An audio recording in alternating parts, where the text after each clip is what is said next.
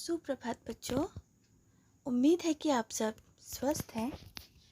बच्चों, आज हम पढ़ाए जा रहे पाठ मात्राएं, शब्द और वाक्य के अभ्यास कार्य को पढ़ेंगे और उसकी चर्चा करेंगे।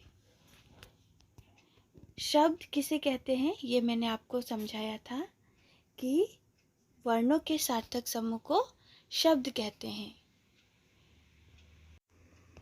और शब्दों को क्रम अनुसार रखकर जब उनका कोई अर्थ स्पष्ट होता है तो वाक्य बनते हैं।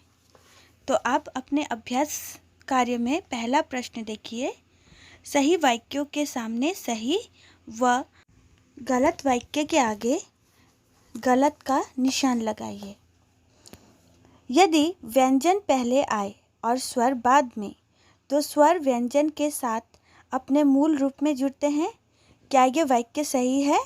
नहीं, ये होगा अशुद्ध, क्योंकि स्वर हमेशा व्यंजनों के साथ मूल रूप में नहीं बल्कि सिर्फ उनके मात्रा के या चिन्ह के रूप में जुड़ते हैं। दूसरा प्रश्न है, स्वर और व्यंजन मिलकर शब्द बनते हैं। हाँ, जब स्वर और व्यंजन मिलते हैं तो शब्द बनते हैं, इसलिए ये वाक्य सही है। शब्दों के अर्थपूर्ण मेल से वाक्य बनते हैं। हाँ, जब शब्दों के अर्थ होंगे और उनको क्रम अनुसार रखा जाएगा तो क्या बनेंगे? वाक्य बनेंगे, और इसलिए ये वाक्य भी सही है। र में ऊ की मात्रा र के ऊपर लगती है, ऊपर नहीं। र में छोटा ऊ और बड़ा ऊ दोनों की ही मात्राएं उनके बीच में लगती हैं, इसलिए ये वाक्य अशुद्ध होगा।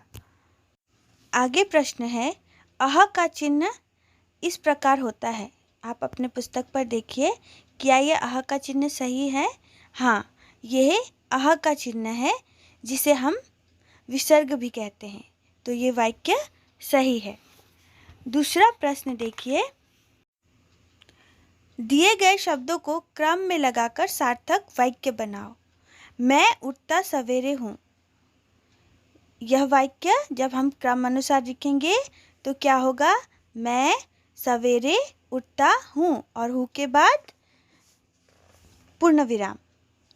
रवि है दोस्त और रमन, तो यहाँ पर क्या होगा? क्रम अनुसार रवि और रमन दोस्त हैं और फिर पूर्ण विराम। हमें चाहिए रोज खाना सेब एक, इसका सही क्रम होगा हमें रोज एक सेब खाना चाहिए, उसके बाद पूर्ण विराम। अच्छी मेरी बहुत हैं अध्यापिका, इसका सही क्रम होगा मेरी अध्यापिका बहुत अच्छी हैं और अंत में पूर्ण विराम। तो बच्चों, ये थे आपके अभ्यास कार्य के कुछ प्रश्न। आप इन प्रश्नों का अभ्यास कीजिए और दिए गए गृह कार्य को पूरा कीजिए। धन्यवाद।